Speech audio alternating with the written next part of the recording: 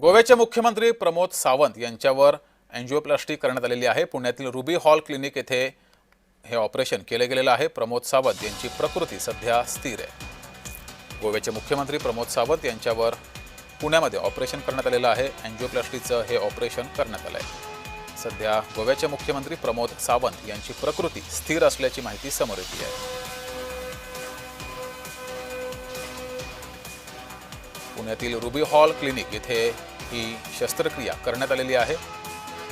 अधिक माहिती घेऊया, आपले प्रतिनिधी रोहन कदम आपल्या सोबत जोडलेत। रोहन, जगदीश, खरं तर गोव्याचे मुख्यमंत्री प्रमोद सावंत यांना काही तासांपूर्वी पुण्यातील रुबी हॉल क्लिनिक या ठिकाणी ऍडमिट करण्यात आलेलं होतं आणि त्यांच्यावरती हृदयाची शस्त्रक्रिया म्हणजेच अँजिओप्लास्टी जी आहे ती पूर्णपणे यशस्वी करण्यात आल्याची माहिती पुण्यातील एका खासगी दवाखान्याच्या माध्यमातून देण्यात आलेली आहे। खरं तर त्यांच्यावरती यापूर्वी अँजिओग्राफी जी आहे ती करण्यात आलेली होती आणि त्यानंतर अँजिओप्लास्टी जी आहे ती पुण्यातील एका रुग्णालयामध्ये यशस्वीरित्या करण्यात आलेली आहे। सध्या त्यांना 2 ते 3 दिवसांसाठी विश्रांती जी आहे ती पुण्याच्या डॉक्टरांनी सांगितलेली आहे आणि त्यानंतर त्यांना पूर्णपणे जे आहे ते इतर दौरा जो त्यांचा नियोजित ठरलेला आहे त्या ठिकाणी त्यांना फिरता येईल, जाता येईल असं त्यांनी सांगितलेलं पाहायला मिळतंय। परंतु सध्याच्या घडीची सगळ्यात महत्त्वपूर्ण बातमी आहे की पुण्यातील एका खाजगी दवाखान्यामध्ये गोव्याचे मुख्यमंत्री प्रमोद सावंत यांच्यावरती अँजिओप्लास्टी जी आहे ती करण्यात आलेली आहे।